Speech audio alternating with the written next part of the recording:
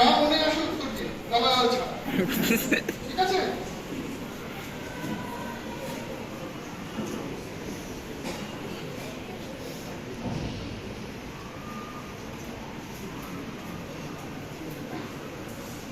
বিপন্ন পৃথিবীর নামের সিগনিফিকেন্স হচ্ছে এটা। পৃথিবীর চোখে অজর করা জল পড়ছে, চোখের ওপরের অবস্থা দেখো, চারিদিকে পলিউশন, পোলার বিয়ার দাঁড়িয়ে আছে, চলে গেছে, সেই জল চোখের হয়ে পড়ছে। এটা সিম্বল যে এরকম সিচুয়েশন হতে চলেছে বা কিছুটা হয়েছে। এরপর আমি যেখানে যাবো সেটা সম্বন্ধে একটু বলি। তোমরা সবাই তো জানো দিল্লিতে প্রচন্ড পলিউশন হয়। কেন হয় বলো তো? যে পারবে চার বসে উত্তর দাও, কোনো ব্যাপার না, আই ডোন্ট মাইন্ড। কেন দিল্লির পলিউশনটা কোন সময় হয়, কেন এত বেশি পলিউশন বলতে পারো? Any idea? দেখো, ইন্টারেক্ট করলে তোমাদেরই সুবিধে, লজ্জার কোনো কারণ নেই।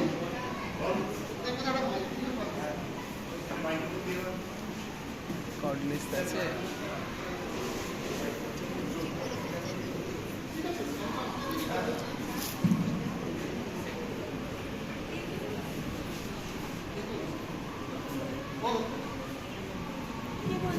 যা যা মনে আসে বলো, নইলে কিন্তু ইন্টারাকশন না করলে কিন্তু হবে না। বলো, আই ডোন্ট মাইন্ড, বলো যা যেটা মনে হয় বলো।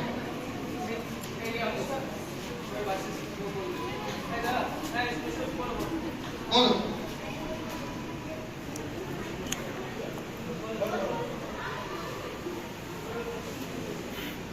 যখন আগুন জ্বালানো হয় তখন পলিউশন হয়। কোথায় আগুন জ্বালায়? যেমন যখন কাগজ। আচ্ছা দেখো, ও এত ছোট বাচ্চাকে চেষ্টা করছে, তোমরা দাদারা দিদিরা একটু বলো। কেউ বলবে না? লজ্জা পাওয়ার কি আছে এতে? আচ্ছা ঠিক আছে। দিল্লিতে একটা সময়, অর্থাৎ ধরো অক্টোবর নভেম্বর মাসে একটা ভয়ঙ্কর পলিউশন। তোমরা দেখেছো যে যখন দিল্লি সরকার পাস কমিয়ে দিয়েছিল, গাড়ি অড ইভেন নাম্বারে চালাতে বলেছিল, পুরো ধোঁয়ায় ঢেকে যায়। সেই ধোঁয়াটা কিন্তু অ্যাকচুয়ালি ধোঁয়া নয়, স্মগ। স্মগ মানে হচ্ছে ছোট ছোট পার্টিকেল জলকণার মধ্যে থাকে, সেইটাতে পুরো ঢেকে যায়। এটা কেন হয় অনেকে বলে, অনেকে যেটা বলছে যে হরিয়ানা বা পাঞ্জাবে ফসল পোড়ানো হয়। ফসল মানে তাজা ফসল না, ফসল কাটার পর যে এগুলো পড়ে থাকে সেইগুলোকে পোড়ানো হয়, খড়কুটো ইত্যাদি। তার থেকে নাকি হয়, কিন্তু এগুলোকে পোড়ায় কেন, কারণটা কি পোড়ানো, সেটা সম্বন্ধে কিছু বলবে? সেখানে নিশ্চুপ, দেখো বলবে কিনা কিছু। ঠিক আছে, আচ্ছা আমি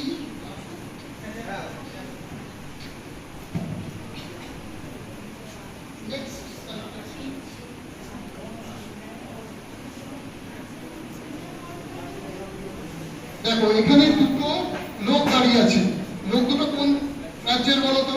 এটা অন্তত বলতে পারবে। পাঞ্জাব আর পাঞ্জাব আর হরিয়ানা। হরিয়ানার লোকটা দেখে মনে হচ্ছে এক্ষুনি লাঠি দিয়ে মাথায় মারবে, তাই না? মুখ চোখ দেখে মনে হচ্ছে। আর ওই লোকটা একটা বোর্ড নিয়ে দাঁড়িয়ে আছে, লিখছে উষ্ণ পৃথিবী চাই না, সবুজ পৃথিবী চাই। আর পেছনে এদের থেকে হাঁটুর বয়সে একটা বাচ্চা কি করছে, একটা গাছ পোতার চেষ্টা করছে যাতে এটাকে বাঁচানো যায়, তাই তো? এটাও একটা সিম্বলিক ছবি তোমাদের জাস্ট বলার জন্য। এরপর আমি আসছি বৃষ্টির ধোঁয়া কেন হয় সেটার কারণ দেখানোর জন্য।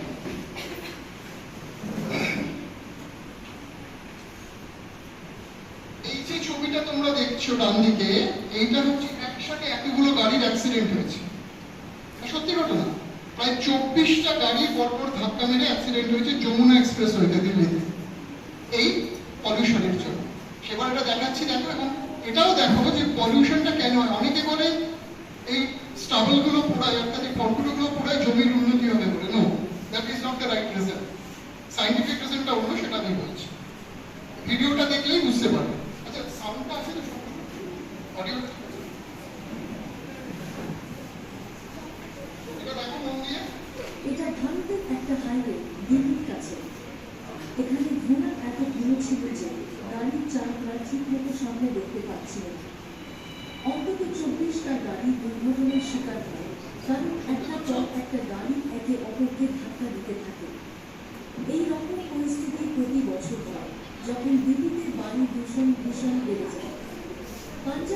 রাজ্যগুলোকে ভারতের ঋতুর ঝুড়ি বলা হয়, কারণ এই অঞ্চল দেশের কৃষির জন্য খুব গুরুত্বপূর্ণ। এখানে কৃষকরা ধান চাষ করেন, আর ধান চাষে প্রচুর জল লাগে। 2000 সালের দিকে এই অঞ্চলে ধান চাষ ব্যাপক হারে শুরু হয়, আর কৃষকরা এত বেশি পরিমাণে ভূগর্ভস্থ জল ব্যবহার করতে থাকেন যে জলের স্তর নিচে নেমে যেতে শুরু করে। তাই জল বাঁচানোর জন্য 2009 সালে সরকার একটা নতুন আইন পাশ করে। এই আইনে বলা হয় জুন মাসের মাঝামাঝি আগে ধান লাগানো যাবে না। এর মানে কৃষকরা বর্ষার ঠিক আগে ধান লাগাতে পারে না, আর বৃষ্টি হয় ভূগর্ভস্থ জল হয়ে ওঠে। কিন্তু এতে ধান কাটার সময় পিছিয়ে যায়, আর কৃষকদের পরের ফসলের জন্য জমি প্রস্তুত করার সময় কমে যায়। এই কারণে জমি দ্রুত পরিষ্কার করতে অনেক কৃষক ক্ষেতের আগের ফসলের স্টাবল আগুন দিয়ে নিভিয়ে ফেলতে শুরু করে। প্রতি বছর অক্টোবর আর নভেম্বর মাসে এই আগুন থেকে তৈরি হয় বিশাল ধোঁয়ার মেঘ। এই ধোঁয়া সরাসরি দিল্লির দিকে চলে আসে। দিল্লিতে এই ধোঁয়ার কারণে সমস্যা আরও বাড়ে দুটি কারণে। প্রথমত, ভৌগোলিক কারণ। হিমালয় পর্বতমালা একটা প্রাকৃতিক বাধার মতো কাজ করে, যা ধোঁয়াকে দিল্লির দিকে ছেড়ে দেয়। দ্বিতীয়ত, আবহাওয়ার কারণে। শীতকালে হিমালয় থেকে ঠান্ডা বাতাস নিচে নামে, আর সেটা নিচে থাকে। ওপরে থাকে গরম বাতাসের একটা স্তর। এই গরম স্তর দিল্লির উপর একরকম ঢাকনার মতো তৈরি হয়, যেটা নিচের দূষণকে আটকে রাখে।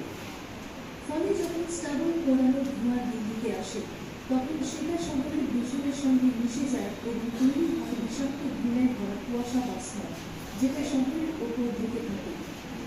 এই সব মিলিয়ে দিল্লির বায়ু দূষণ হয়ে ওঠে বিশ্বের সবচেয়ে বিপজ্জনকগুলোর মধ্যে একটা। বুঝতে পারলে কি বললাম?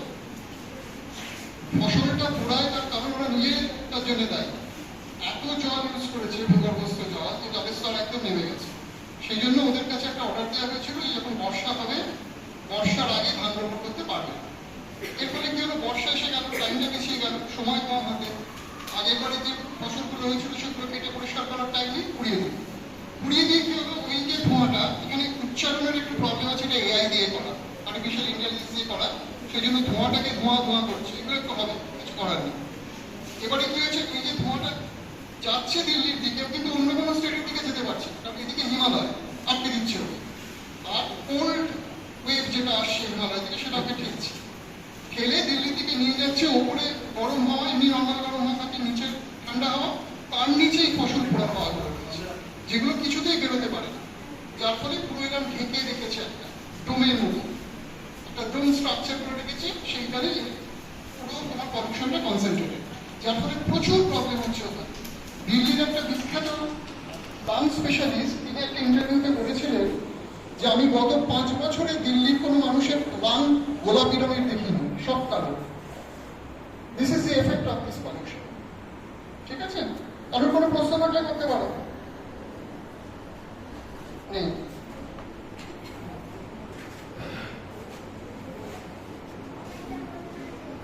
হ্যাঁ বলো, বলতে পারো? বলো বলো। তুমি সামনে এসে বসো, তুমি এত সুন্দর প্রশ্ন করছো, আমার এখানে চলে এসো, বলো।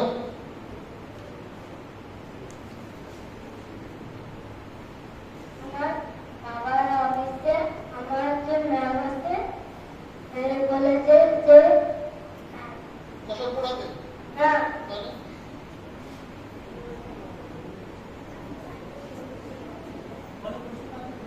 প্রশ্ন থাকলে বলো, না আমাকে ছেড়ে দাও। এটা হচ্ছে মানুষরা কালো, তাহলে কি সেখানে পলিউশন হয়?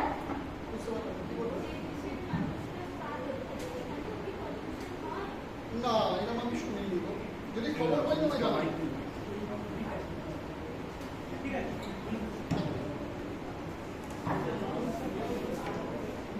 লাংসটা কালো করেছে তো, সেই জন্য বলছে। লাংস মানে ভেতরে, লাংস ভেতরে, বাইরে লাংস নেই।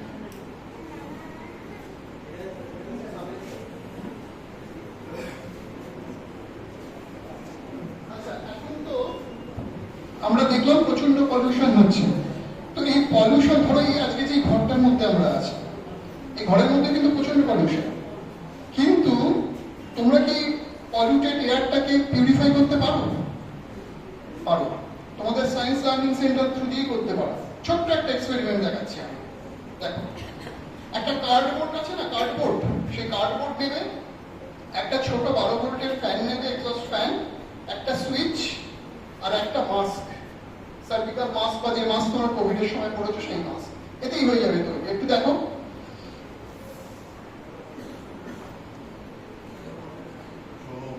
মন্দির দেখ, মন্দির দেখ, এটা দেখে না। কার্ডবোর্ডের পিসগুলোকে এইভাবে কেটে নেবে, মাঝখানে একটা গোল করবে, দেখে নাও কিরকম করে গোল করে নিচ্ছে। এই দেখো, বাক্সটার ওপরটা কাটা, সাইডেও একটু কাটা আছে, ওইখানে সার্জিক্যাল মাস্কটা বসবে, আর ওপরের গর্তটাতে ফ্যানটা বসবে। তার উপর একটা ছোট বক্স বসাচ্ছে ফ্যানটাকে বসানোর জন্য। এরকম 3-4টে করে যদি ঘরে বসিয়ে দাও, পলিউশন ফ্রি ঘরে, খুব সস্তায় হয়ে যায়, 250-300 টাকার মধ্যে হয়ে যাবে। এই ফ্যানটাকে লাগিয়ে দিল আঠা দিয়ে, বাক্সটাকে ওর উপর বসিয়ে দিল,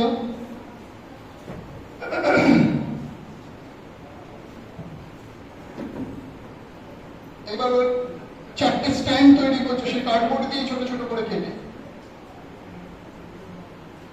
ওই সার্জিক্যাল মাস্কটা লাগিয়ে দিল ওর উপরে দিয়ে, আটকে দিল সামনে। এরকম 3-4টে তোমরা করে রেখে দিয়ে, একটা সার্জিক্যাল মাস্ক নষ্ট হয়ে গেলে আরেকটা রিপ্লেস করে দিতে পারো। এবার একটা কালো সার্জিক্যাল মাস্ক দিয়েছে ফর চয়েস, এরকম কিছু ব্যাপার নেই যে কালোই দিতে হবে। এই তারটা রয়েছে, এটা একটা অ্যাডাপ্টার আছে, এটা দিয়ে তুমি চালিয়ে দাও। এই পাখাটা ঘুরতে শুরু করলে, তুমি সামনে যদি কাগজের কিছু ফিতে টিতে গুলো রাখো, দেখবে উঠতে শুরু করেছে, সেগুলোর মধ্যে কোনো পলিউশন নেই, এই মাস্কে আটকে গেছে সব।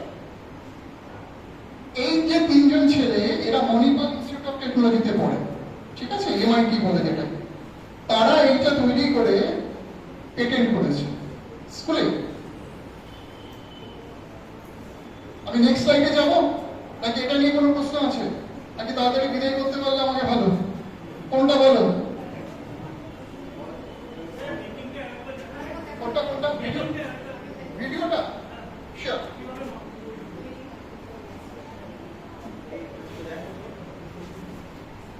সবাই দেখ, বাড়িতে বানাবি।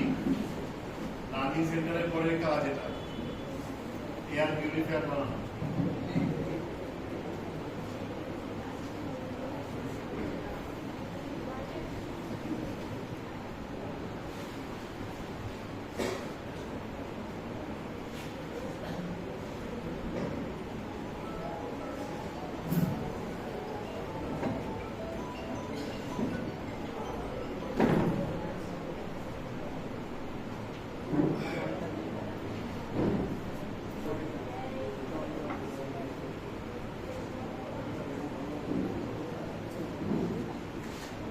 দেখতে পাচ্ছেন তো? ছোট এক্সস্ট ফ্যান কি পাওয়া যায়? হ্যাঁ,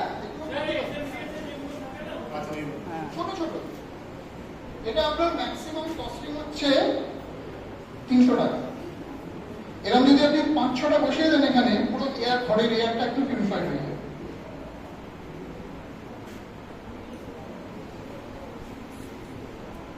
বসা যাবে সর্বদা, চেয়ার লাগবে না, চেয়ার লাগবে না, একটু বসবো। হ্যাঁ, বসুন বসুন। কিন্তু একটু নোংরা, চেয়ার দিন না। আপনি কেন? আরে,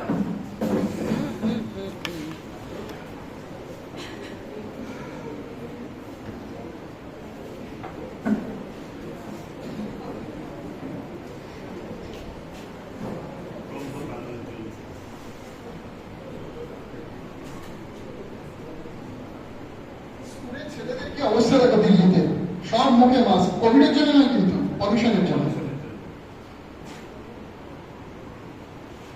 এই দেখো, এরা কিরকম ভাবে প্রতিবাদ জানাচ্ছে, দেখো, জঙ্গল কেটে ফেলেছে বলে, দেখছো? আচ্ছা, জঙ্গল কেটে ফেললে বা ডিফরেস্টেশন হলে কি কি এফেক্ট হয় বলো দিদি? একটা কেউ বলো, একটা যে কোনো এফেক্ট বলো, বলো বলো বলো, না বললে বলো। পশুদের বাসস্থান নষ্ট হয়, হ্যাঁ, বল।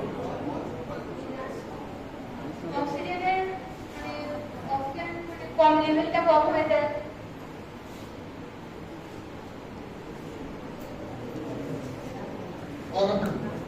পৃথিবীর তাপমাত্রা বৃদ্ধি পায় ঠিক আর বৃষ্টি কম হয়।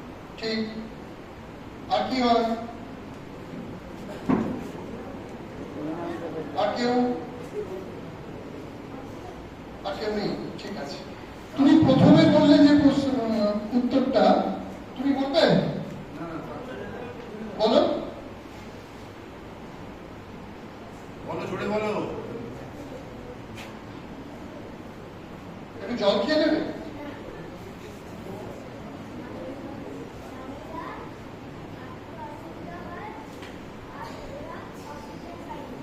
আচ্ছা, তোমার মধ্যে উত্তর দিয়েছে প্রাণীরা থাকতে অসুবিধা হয়, এর ফলে একটা মারাত্মক জিনিস হয়, সেটা হচ্ছে জুটোনিক ডিজিজ বলে এটাকে।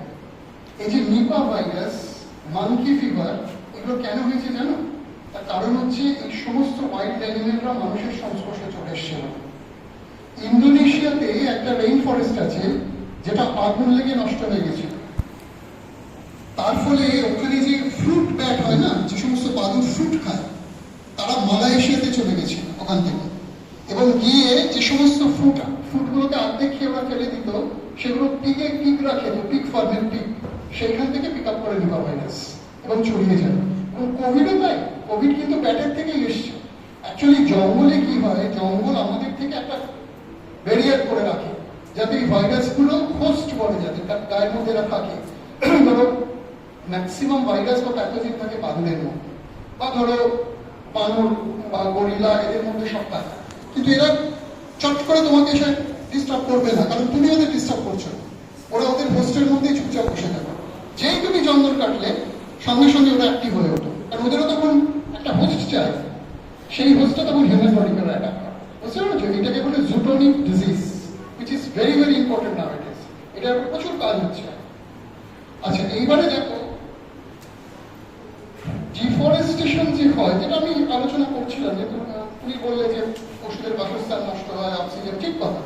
সেটা একটা ছোট্ট ভিডিও ক্লিপিং আমি দেখাচ্ছি তোমাদের, এবং দেখো বছরের সাথে সাথে কিভাবে নষ্ট হয়েছে গাছ বা জঙ্গল।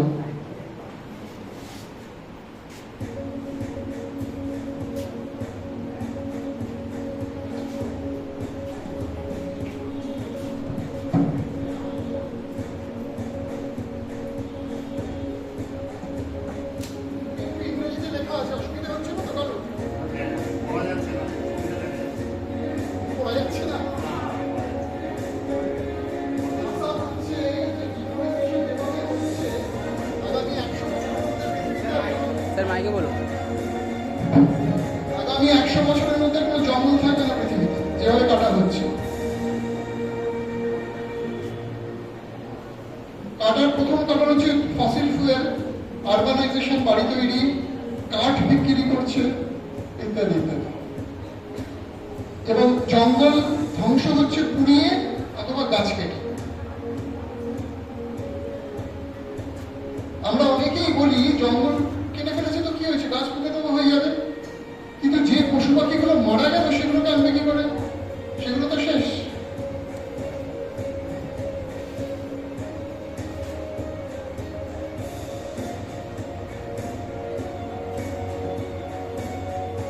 দেখো কিভাবে কমছে জঙ্গল, দেখাচ্ছি। এটা গুগল আর্থ স্যাটেলাইটের পিকচার দিয়ে দেখিয়েছে।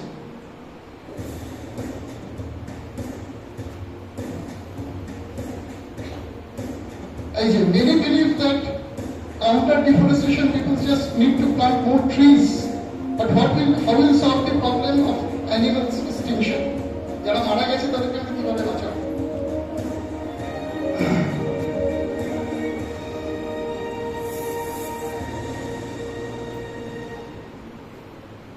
এটা হচ্ছে জঙ্গল কাটার পরিণতি। গাছ তো গেছে, পশু পাখিগুলো মারা যাচ্ছে। নেক্সট স্লাইডে যাই। হায়দ্রাবাদ ইউনিভার্সিটিতে এই বছর ময়ূরের চিৎকার, এক মিনিট, ভীত পরিবেশ ছোটাছুটি। হায়দ্রাবাদ ইউনিভার্সিটিতে একটা 400 একরের ল্যান্ড ছিল, জঙ্গল। সেইটাকে তেলেঙ্গানা গভর্নমেন্ট এক রাত্রিরে হাজার হাজার গাছ কেটে ফেলে দেয়, ওখানে আইটি পার্ক করবে। কিন্তু ইউনিভার্সিটির স্টুডেন্টরা ঝাঁপিয়ে পড়েছিল এটার এগেনস্ট, মানে পুলিশ মেরেছে ওদেরকে, এখানে পুলিশ কিভাবে পেটাচ্ছে, বুলডোজারের সামনে শুয়ে পড়েছে। মানে এই প্যাশনটা না থাকলে কিন্তু আটকানো যেত না, এবং আলটিমেটলি আটকানো গেছে। এটা তেলেঙ্গানা হাইকোর্ট একটা অর্ডার দিয়েছে যে এইভাবে একটা জঙ্গল কাটা চলবে না, তোমরা একটা কমিটি করো, তাতে সব জায়গার লোকেদের রাখো, স্টুডেন্টদের রাখো, তাতে যদি তারা বলে হ্যাঁ তবেই কাটবে, আদারওয়াইজ নয়। আর রিসেন্টলি সুপ্রিম কোর্ট বলেছে একদম কাটা চলবে না। সেটা দেখো কিভাবে করেছে, তোমরা দেখতে পাচ্ছ।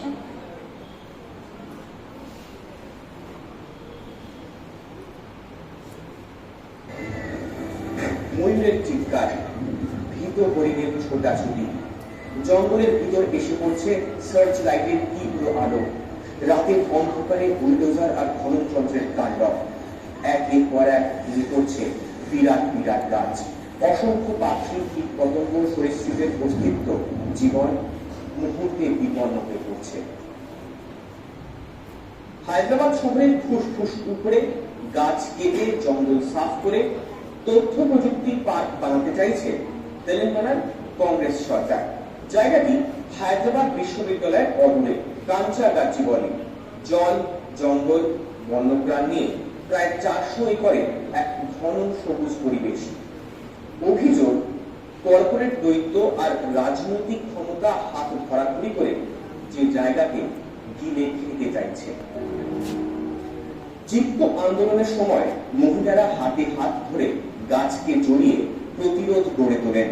গাছিগুড়ি ধ্বংসের বিরোধিতায় সরব হয়েছেন অসংখ্য ছাত্রছাত্রী, সাধারণ মানুষ। বুলডোজার খনন যন্ত্রের সামনে বুক চিতিয়ে দাঁড়িয়ে ব্যারিকেড করছেন তারা। হাতিয়ার #অক্সিজেন নট অপশন। বিক্ষোভ হঠাতে কংগ্রেস সরকারের পুলিশ আন্দোলনকারীদের উপর লাঠি চালায়, টেনে হিঁচড়ে সরিয়ে দেয়।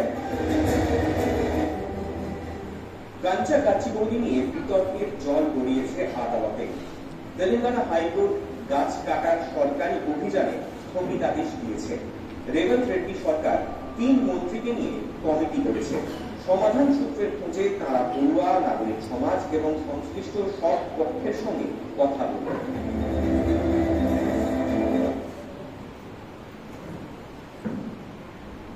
আমি তোমাদের কতগুলো ইম্পর্টেন্ট জিনিস দেখাতে চাইছি, যে কিভাবে প্রতিবাদ করছে লোকজন, কি ঘটতে চলেছে, তোমরা যাতে একটা ওয়াকিফ থাকবে এই ব্যাপারগুলো না।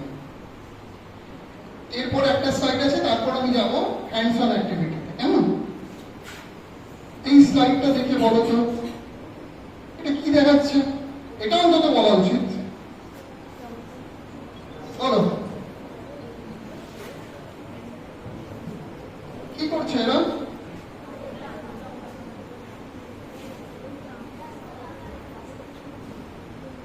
পশু পাখিদের জঙ্গল কেটে দেওয়া হচ্ছে বলে তারা এবার রাস্তায় আসছে, রাস্তায় মানে তাদের বাসস্থান নষ্ট হচ্ছে বলে তারা এবার মানে মানুষের জায়গাটা দখল করতে চায়। একদম ঠিক, কিন্তু দুদিকেই তো জঙ্গল আছে, তাই না? তাহলে কেন যাচ্ছে বলো তো?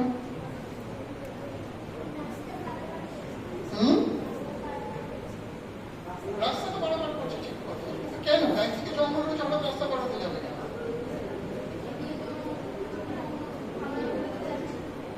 কিছুটা ঠিক, কিছুটা ঠিক, কিছুটা ঠিক। হ্যাঁ ঠিক আছে, বসুন। Thank you. কি হয়েছে, এই জঙ্গলগুলোকে কাটার ফলে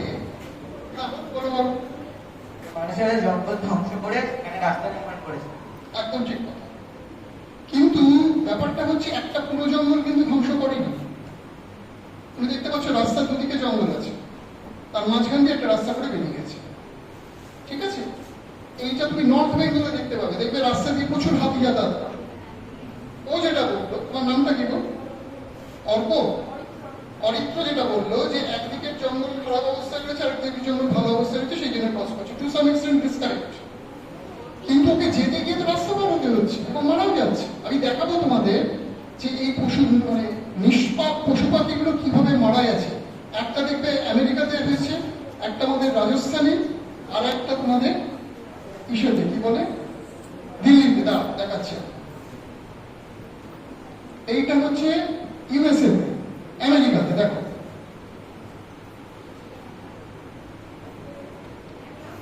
মারলো গেল এটা এটা কাজিরাঙ্গা আসামের কিছুক্ষণ পর ঘটনাটা মারা গেছিল। এটা ইউএসএতে হরিণ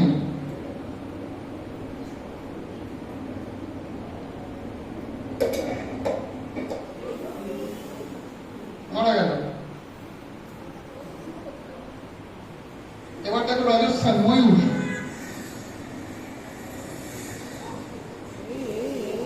শেষ। মানুষের উন্নয়ন এবার শোনো কর্মকাণ্ডের ফলে কি ঘটছে সেটা শোনো। পরিমাণ এখন দিনে ছোট ছোট অংশে পরিণত হয়েছে। স্যার সাউন্ডটা মাইকে ধরুন না। Fragmentation।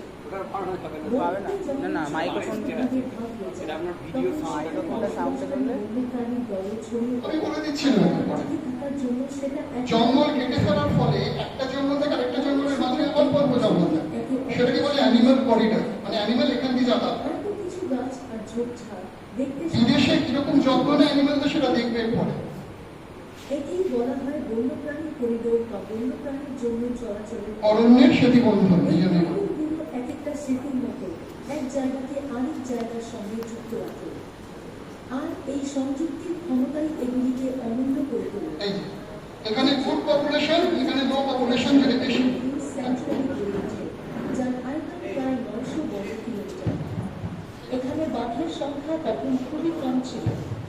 কাছাকাছি বিয়াটি হিলস নামের আরেকটি বন আছে, যার আয়তন প্রায় 570 বর্গ কিলোমিটার এবং সেখানে 50টিরও বেশি বাঘ আছে। গবেষকরা দেখেছেন একটি বাঘ শাবক বিয়াটি হিলসের জন্ম 2 বছরের মধ্যে এবং হিলসে চলে আসে এবং এখন সেখানে নিজের একটি এলাকা গড়ে তুলেছে। ফলে এই পরিবেশ বা চলাচলের পথগুলো হয়ে উঠেছে এক একটা জীবনদায়ী সেতু।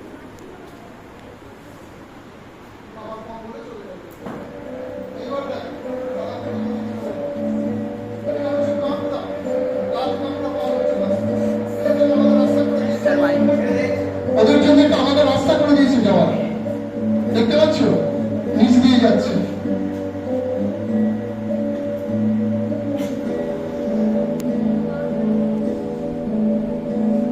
এটা হচ্ছে টার্টল, কচ্ছপ যাচ্ছে রেল লাইনের নিচ দিয়ে, এটা জাপান।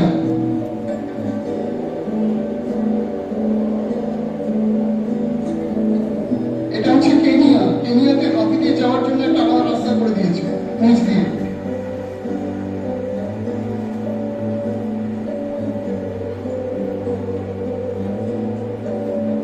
ওপরে ভাল্লুকদের যাওয়ার রাস্তা,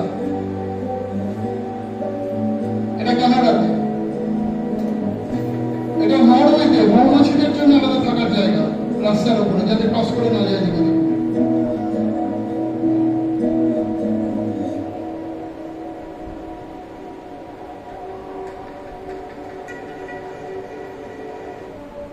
এটা স্কুইরেল ইউএসএতে, এটা আমি দেখেছি ওয়াশিংটনে, অপূর্ব। কাঠবিড়াল চিন্তাধারা।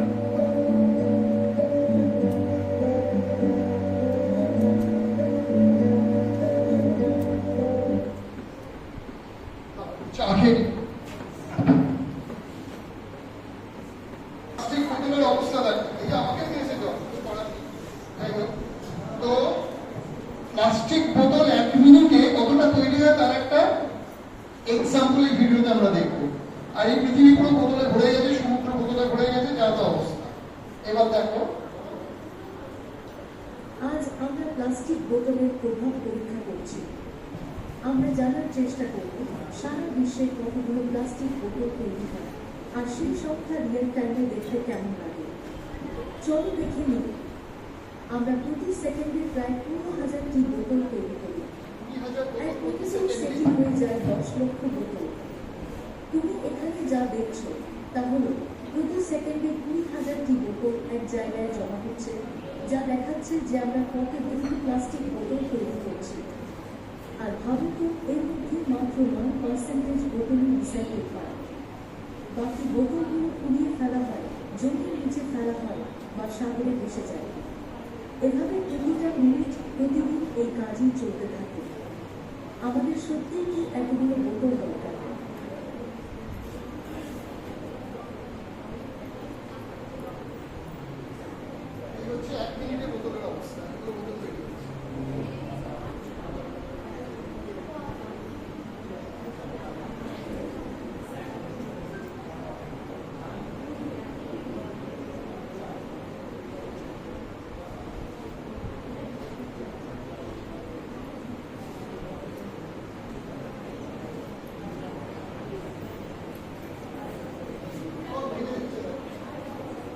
এটা বড় এবারে একটা অডিও আছে, ওইটা শোনার পরে জলের বোতলটা ধরতে আমার ভয় লাগছে। শোনো।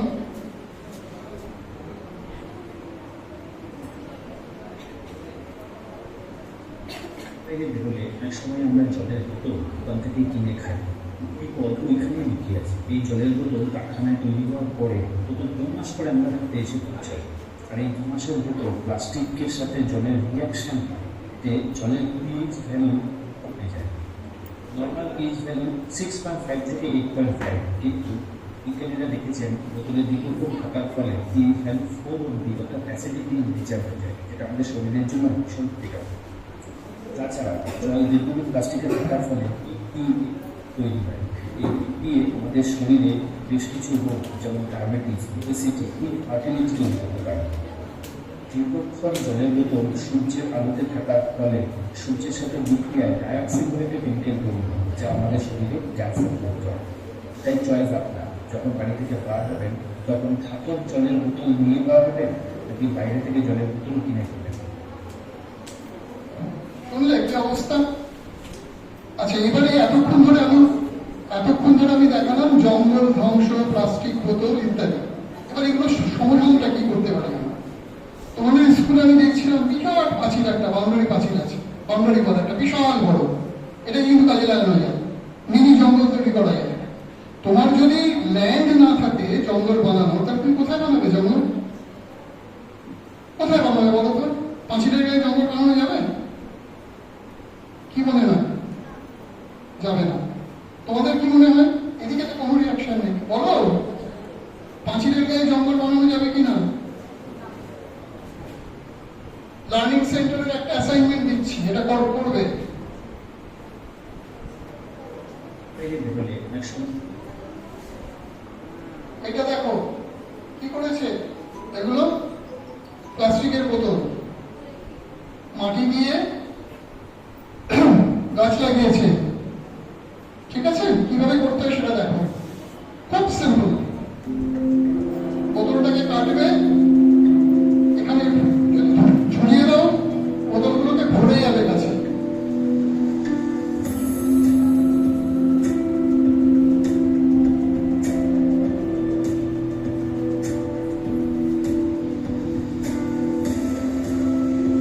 ওই দুটো ফুটো করলে সুতো দিয়ে ঝোলানোর জন্য গাছের থেকে। এবার একটা কাঠের স্ট্রিপের গায়ের উপরে কাটতে দিল, মাটি দিল,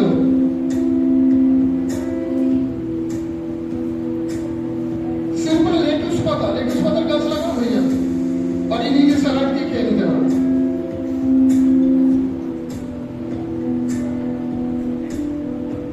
তোমার এই কাঠের স্ট্যান্ডেরও দরকার নেই, পাঁচিল থেকে শুধু দিয়ে ঝুলিয়ে দিতে পারবে। গাছগুলো যখন বেড়ে যাবে বোতলগুলোকে আর দেখা যাবে না। 20 দিন পরে দেখো অবস্থা কতটা বেড়েছে। এটা বিভিন্ন ভারতবর্ষের বিভিন্ন জায়গায় এই ধরনের বাগান তৈরি করেছে বোতল দিয়ে। কারণ কোনো প্রশ্ন আছে?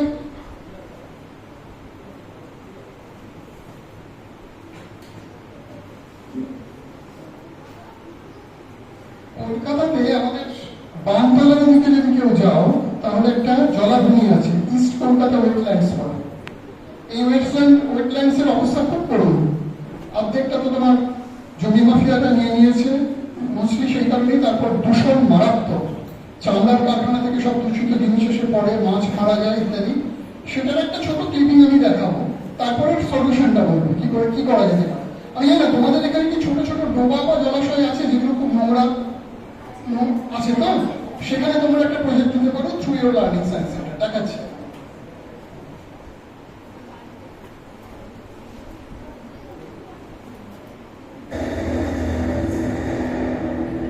পূর্ব কলকাতার জলাভূমি কতটা গুরুত্ব জানে? রামজার সাইট নামে একটা আন্তর্জাতিক কনভেনশনে অন্তর্ভুক্ত রয়েছে আমাদের এই পূর্ব কলকাতা জয়গাঁও। জৈব পরিবেশ রক্ষায় দেশের মাত্র 75টি এলাকার মধ্যে রয়েছে পূর্ব কলকাতার এই জলাভূমি। পরিবেশ দপ্তরের বিষয় বলছে পূর্ব কলকাতা জলাভূমি থেকে প্রতি বছর গড়ে 20,000 মেট্রিক টন মাছ পাওয়া যায়, সবজি আসে অন্তত 50,000 মেট্রিক টন। 250টিরও বেশি জলাশয়ে ফি বছর 36 রকমের পরিযায়ী পাখির দেখা মেলে। লক্ষ লক্ষ মানুষ প্রত্যক্ষ বা পরোক্ষভাবে এই জলাভূমি থেকে উপকৃত হয়। আর সবচেয়ে বড় কথা যেটা, শহরের 60 বিষাক্ত কার্বন শুষে নেয় এই জলাভূমি, কিন্তু তারপরে অবৈধ নির্মাণে বিলুপ্তির পথে জলাশয়।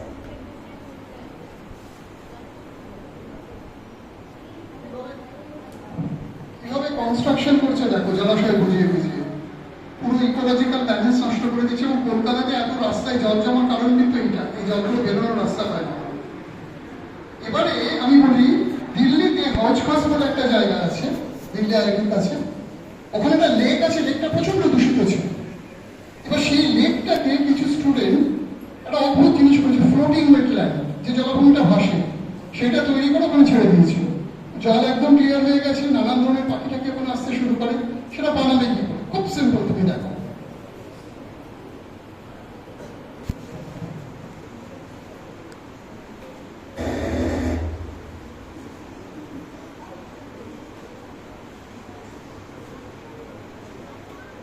ভালো করে খেয়াল করো, একটা রবারের পাইপ নিয়েছে, হ্যাঁ, পাইপটাকে গোল করে ঘিরে দিয়েছে, দিয়ে তার উপর একটা জাল দিয়েছে, জালের উপর প্লাস্টিক বোতল সাইডে বসিয়ে দিয়েছে। দেখো, এর উপর নারকোলের ছোবড়া দিয়েছে, তারপর আরেকটা জাল দিয়ে দিয়েছে।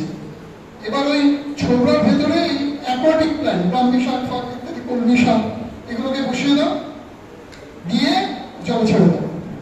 ওরা ভাসতে থাকবে জলে, মানে ভাষার মতো করে রেখো, বিশাল জল করলে তো ডুবে যাবে। আস্তে আস্তে জলকে দেখো, এগুলোকে ভাসিয়ে দিয়েছে।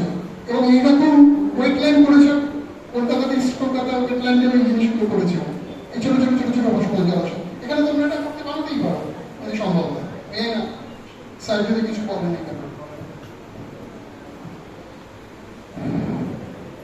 এইটা হচ্ছে জলের ক্রাইসিস। আমাদের কতটা জল নষ্ট হয়ে জানো কি কলকাতাতে প্রতিদিন?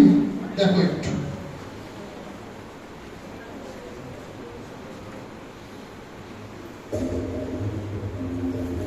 এটা হচ্ছে দিল্লিতে কোভিডের সময় জল নিয়ে মারামারি, কারণ মুখে মাস্ক নেই, জল আগে, কোভিড পরে।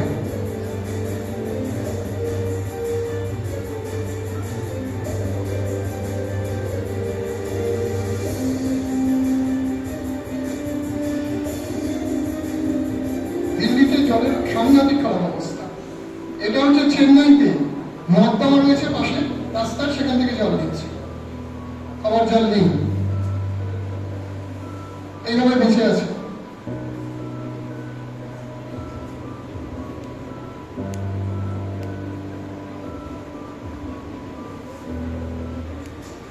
এটা হচ্ছে হরিয়ানাতে একটা কুয়োর মধ্যে নেমেছে, নিচে কুয়োয় বালতি নামে, মানুষ নামে, দেখেছো? দেখ নামেছে, নেমে জল তুলছে, প্রচুর মারা যাবে অসুবিধায় জলের থেকে। শোনো,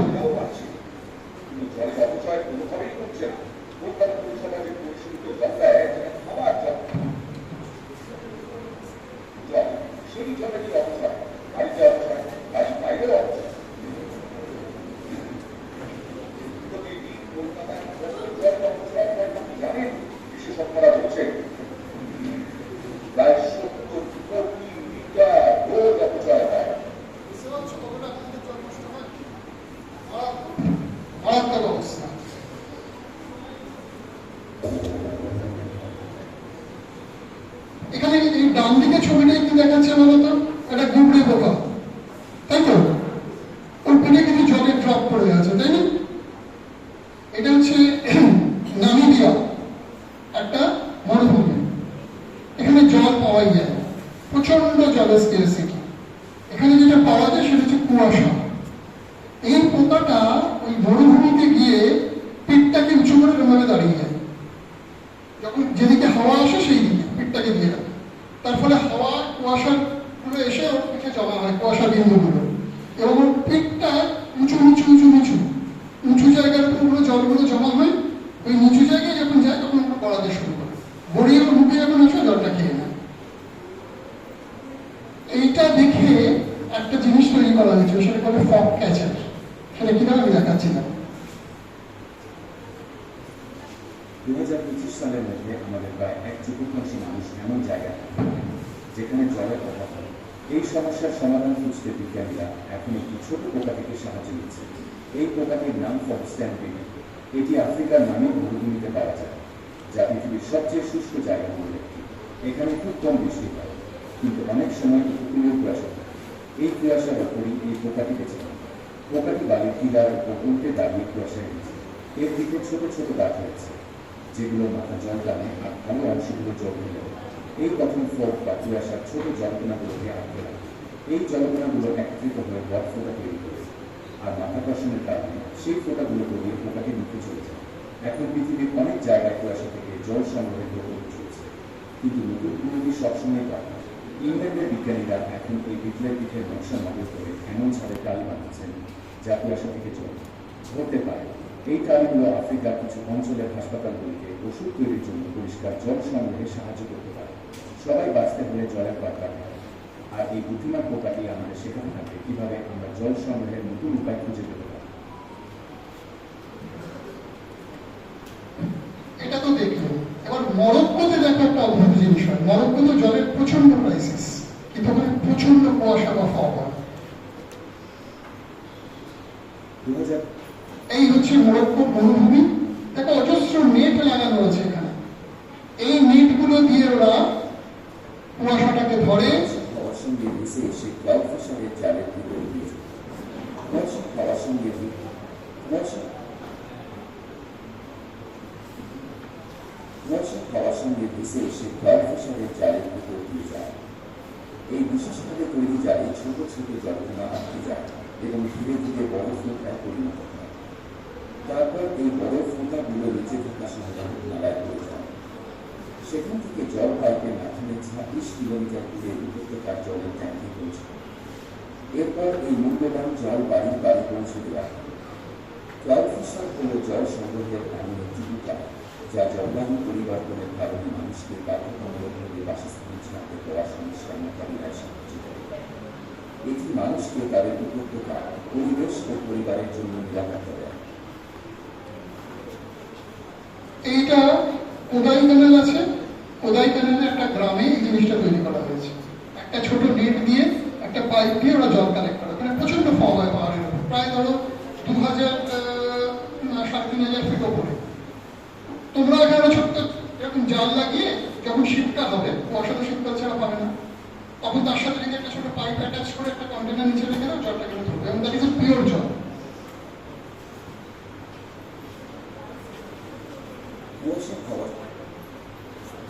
এত গরম, একটা এসি হলে ভালো হয়, কিন্তু এসিতে তো পলিউশন বাড়বে, তাই না? দেখো কি অবস্থা এসির জন্য, পৃথিবীতে আলাদা করে জ্বলছে। তো আমার একটা অল্টারনেটিভ কিছু করি, একটা অ্যাসাইনমেন্ট যদি করতে পারি লার্নিং সেন্টারে, খারাপ হয় না। একটা মাটির পুজো লাগবে, একটা ছোট ফ্যান লাগবে, ব্যাস, আর কিছু লাগবে বলে মনে হয় না। দেখা যাক।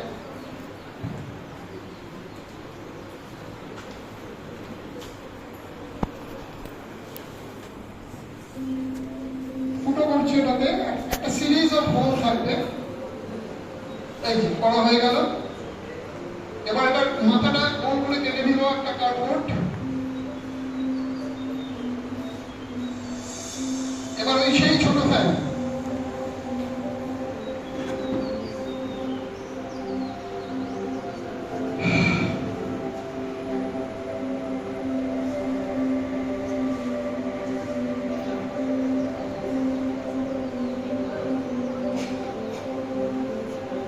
এটা একটা সুইচ লাগাচ্ছে ফ্যানের সাথে।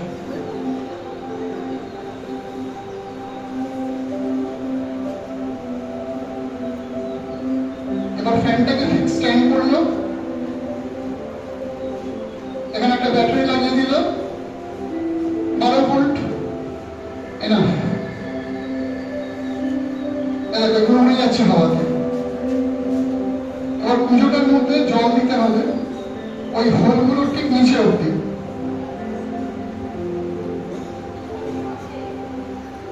এই জল ঢেলে দিলাম,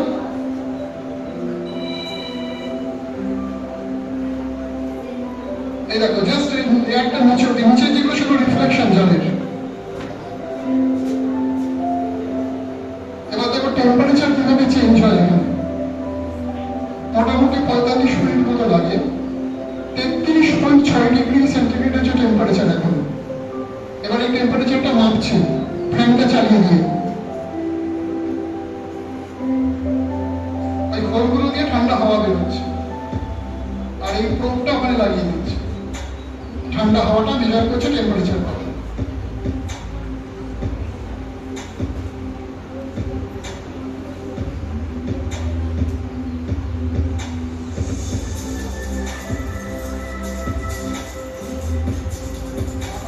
হয়ে গেছে 27।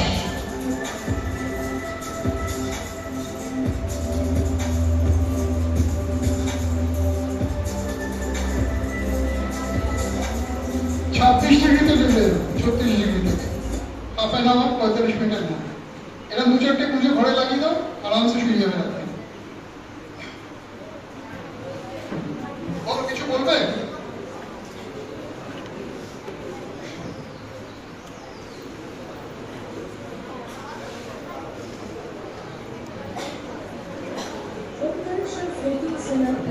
সোলার প্যানেল আমরা দেখেছি, সোলার প্যানেল ছাদে লাগায়, জলে ভাসিয়ে দিয়েছে সোলার প্যানেল চেন্নাইতে।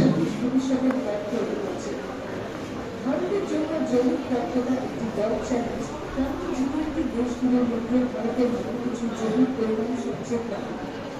এই সমস্যা কমাতে নর্মদা নদীর জলে ভাসমান ভূমিকক্ষেরও বেশি সোলার প্যানেল বসানো হয়েছে, যা থেকে 90 মেগাওয়াট বিদ্যুৎ উৎপাদন হচ্ছে। এই টেকনোলজি এক নতুন সাস্টেনেবল উন্নয়নের মডেল তৈরি করেছে, যা ভবিষ্যতে দক্ষতার এক দৃষ্টান্ত হবে। এই প্রকল্পটি কাজের সুযোগ সৃষ্টি করেছে, উন্নয়নের গতি বাড়িয়েছে, কার্বন নির্গমন কমিয়েছে এবং দেখাচ্ছে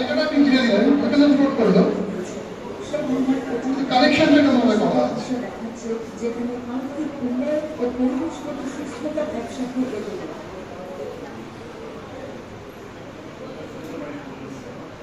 এটা কিন্তু জলে ফ্লোট করতে পারে, এক জায়গায় ফিক্সড নয়। মানে যতটুকু এরিয়া ফ্লোট করবে সেই এরিয়াটুকু তুমি গার্ড করে দেবে, তার মধ্যে ফ্লোট করুক, কোনো অসুবিধা নেই।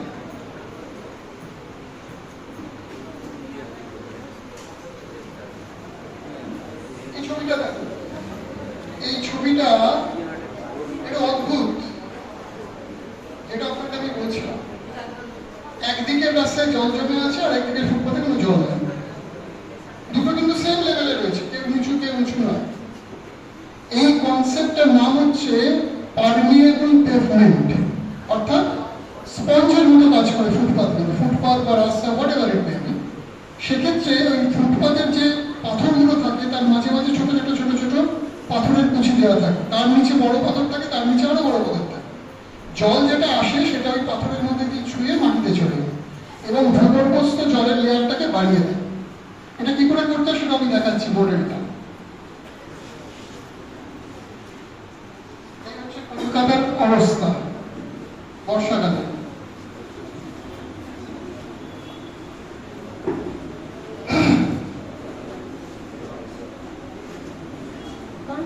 পেভমেন্ট হল একটি পরিবেশ বান্ধব প্রকৌশল পদ্ধতি, যেখানে প্রতিটি অংশের একটি নির্দিষ্ট ভূমিকা রয়েছে অতিরিক্ত বৃষ্টির জল পানি বেরিয়ে যাওয়া রোধ করা এবং মাটি বা ধুলোর স্তর জমে যাওয়া করা। এর উপরিভাগে থাকে কংক্রিটের পাথরের টাইলস বা পেপার, যা বহু বছর ধরে ড্রাইভ করে বারান্দা বা হাঁটার রাস্তার জন্য ব্যবহৃত হয়ে আসছে। তবে এই টাইলগুলোর মাঝে ছোট ছোট ফাঁক থাকে, যা পাথরের জল নিচে নামতে পারে এবং টাইলগুলি শক্তভাবে বসে থাকে। পেভারগুলোর চারপাশে থাকে একটি পাথরের অংশ, যা টাইলগুলোকে জায়গায় ধরে রাখতে সাহায্য করে। এই টাইলগুলোর ঠিক নিচে থাকে ছোট পাথরের একটি স্তর, যাকে বলে বেডিং লেয়ার। 3 রকমের পাথরের স্তর থাকে, খুব ছোট, মাঝারি, বড়। এর নিচে থাকে আরো বড় পাথরের একটি স্তর, বেস এবং সাববেস, যেগুলো রেল লাইনের নিচে ব্যবহৃত পাথরের। রেলের লাইনের ট্র্যাকে যে পাথরগুলো থাকে, জল জমে থাকতে পারে যতক্ষণ না তা ধীরে ধীরে মাটির নিচে চলে যায় এবং ভূগর্ভস্থ জলের স্তর বাড়িয়ে দেয়, ঠিক যেমন প্রকৃতি চায়। যখন বৃষ্টি হয় বা জল এই পেভমেন্টের উপর দিয়ে বেরিয়ে আসে, পাকুড়া পাহাড়ের মাঝে ফাঁক দিয়ে নিচে প্রবাহিত হয় এই বৃষ্টির জলটা নিচে নেমে যাচ্ছে দেখো, মাটির ধূলি কমে যায়, জল প্রায় সরাসরি এই পাইপের তলা দিয়ে, পাইপের ফুটোগুলো দিয়ে কিছুটা সময়ের জন্য মাটিতে মিশে যাচ্ছে জলটা। একটি বাঁকানো পাইপের মাধ্যমে আর যদি জল খুব বেশি হয়ে যায় তখন ওটা উঠে যায়, ওভারফ্লো হয়ে গেলে আবার নেমে আসে, ঝড় ওই যে উঠে যাচ্ছে, বৃষ্টিপাত শেষ হয়ে গেলে বাকি জল ধীরে ধীরে আবার আস্তে আস্তে নেমে যায়, বৃষ্টিপাত থেমে গেল। এবার কি করে বানাবে এটা দেখো, একটা কাঠের বাক্স নাও,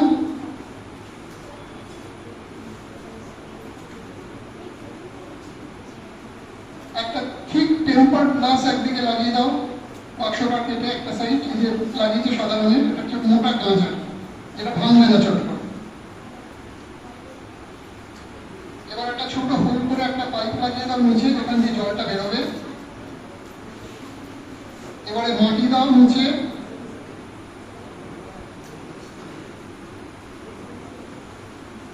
তার উপরে পাথর কুচি দিতে থাকো, প্রথমে বড় পাথর, তারপর ছোট পাথর, তারপর একেবারে ছোট পাথর। একদম ছোট পাথর যেগুলো দেবে সেগুলোর সাথে একটু সিমেন্ট মাখিয়ে নেবে। সিমেন্টের ভাগ হচ্ছে 1 ভাগ যদি সিমেন্ট নাও তাহলে 6 ভাগে ছোট পাথর নেবে, নিয়ে ওপরটা লাগিয়ে দেবে। এই দেখো এগুলো হচ্ছে বড় পাথর।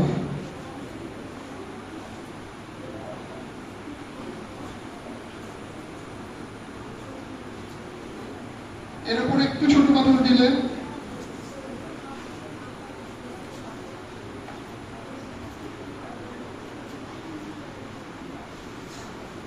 এবার ওই সিমেন্ট মাখানো ছোট ছোট পাথর 1:6 রেশিও।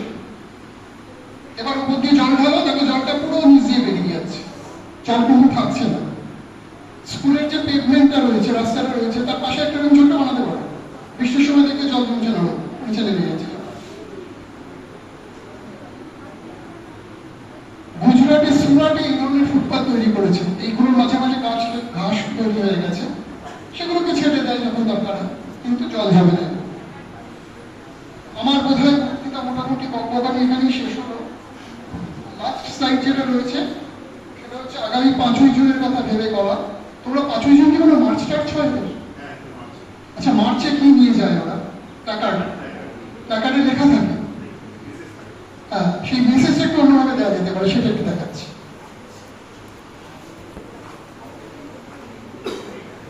এই ছবিগুলো করে নিয়ে যদি যাও লোকে দেখবে, মেসেজ পড়বে।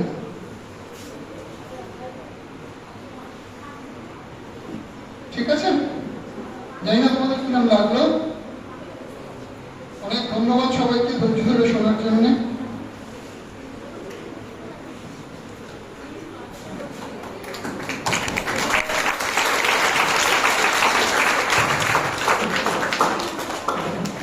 ধন্যবাদ এবং কৃতজ্ঞতা জানাই ডক্টর কাঞ্চন কুমার চৌধুরীকে মহাশয়কে, এত সুন্দর একটা প্রেজেন্টেশন এবং লার্নিং সেন্টারের উপযোগী অনেক কাজ কিন্তু তোমাদের স্যার কিছু গাইডলাইন দিলেন। কিছু গাইডলাইন পেয়েছো তো তোমরা?